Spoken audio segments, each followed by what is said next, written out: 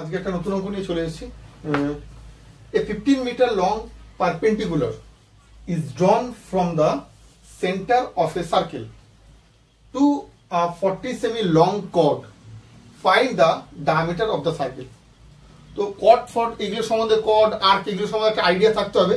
তো আমি ইনব্রিফ একটা করে দিচ্ছি। ধরুন এটাও দেখো এসএসসি সিজিএল 2023-এ দিয়েছিল। এই একটা সার্কেল, এই সার্কেলের কি বলছে 15 মিটার লং একটা পারপেন্ডিকুলার টানছি কোথা থেকে, সেন্টার থেকে। সেন্টার মানে এইটা হচ্ছে সেন্টার, ঠিক আছে। এবার টানছি কোথায়, of a circle to a 40 সেমি লং কর্ড। কর্ড হচ্ছে এইটাকে আমরা কর্ড বলি, এটাকে আমরা কর্ড বলি, ঠিক আছে। এই কর্ডটার কি করছে, এই যে সেন্টার থেকে একটা পারপেন্ডিকুলার টানছে। তো পারপেন্ডিকুলার নিয়মটা আগে একটু জেনে নিতে হবে। পারপেন্ডিকুলার যখনই টানবে না, তখনই ও পারপেন্ডিকুলার কোনটা, যেটা যে লাইনটা বেসের সাথে 90 ডিগ্রি ক্রিয়েট করে সেটাকে পারপেন্ডিকুলার বলে। তার মানে এইটাও 90 ডিগ্রি হচ্ছে, এটাও 90 ডিগ্রি হচ্ছে, এটা মাথায় রাখতে হবে। সেকেন্ড, আরেকটা জিনিস মাথায় রাখবে, সেন্টার থেকে যখনই পারপেন্ডিকুলার টানবে সেটা 90 ডিগ্রি হবে, মানে তোমাকে লম্ব ভাবে বা পারপেন্ডিকুলার যেটা টানছে সেটা 90 ডিগ্রি হবে। নাম্বার 2, এই যে কর্ডটা আছে, যখনই সেন্টার থেকে একটা পারপেন্ডিকুলার তোমাকে টানছে কর্ডের দিকে, সেটা যেই পারপেন্ডিকুলার হচ্ছে, তখন এই যে কর্ডটা ধরে নিচ্ছি এবি করে দিচ্ছিলাম, এই কর্ডটাকে অলওয়েজ বাইসেক্ট করবে।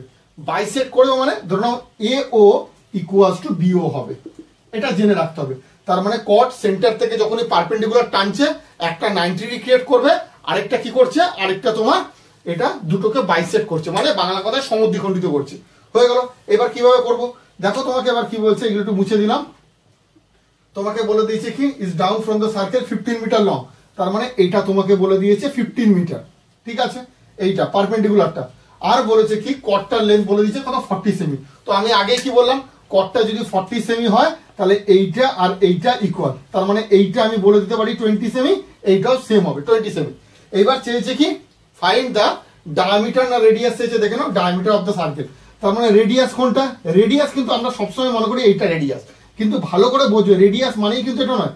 রেডিয়াস মানে বৃত্তের বা সার্কেলের সেন্টার থেকে যেটাই সার্কেলকে টাচ করছে এন্ড পয়েন্টে গিয়ে, সেটাকে রেডিয়াস। এটাও রেডিয়াস, এটাও রেডিয়াস, এটাও রেডিয়াস, এটাও রেডিয়াস, সব রেডিয়াস যেটা সেন্টার থেকে সার্কেলকে টাচ করছে। আমরা ম্যাক্সিমাম রেডিয়াস মানে এইটা, সেটা কিন্তু নয়, এটা তো রেডিয়াস হবেই, মানে সেন্টার থেকে যেটাই টাচ করছে সব রেডিয়াস। তো হোয়াট এভার, আমি এটাকে মুছে দিলাম, চলে আসছে ব্যাক টু দ্য ম্যাথ। তো এটা 20 সেমি বলেছে, এটা 15 সেমি, এটা হচ্ছে তোমার 90 ডিগ্রি, যেটা আমি বললাম। তো 90 ডিগ্রি যে সাইড দুটো নিয়ে 90 ডিগ্রি হয় না, রিমেনিং যে সাইডটা পড়ে থাকে সেটাকে হাইপোটেনাস বলে। তার মানে এটা হচ্ছে হাইপোটেনাস, বাংলায় বলছে অতিভুজ। তার মানে 90 ডিগ্রি যে দুটো সাইড নিয়ে করছে সেটা হাইপোটেনাস হয় না, যে দুটো সাইড নিয়ে করার পর যেটা রিমেনিং থেকে যাচ্ছে সেটাকে হচ্ছে হাইপোটেনাস। তার মানে এটা 15, এটা 20। তাহলে আমরা কি লিখতে পারি পিথাগোরাসের থিওরেমে, hypotenuse square equals to perpendicular square plus base square. হয়ে গেল। তাহলে হাইপোটেনাসটাই কোনটা, দ্যাট ইজ হাইপোটেনাস রিপ্রেজেন্ট করছে রেডিয়াস, রেডিয়াস।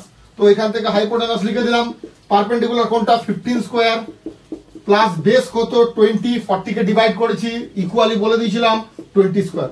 15 স্কোয়ার মানে 225, 20 স্কোয়ার মানে 400, 625।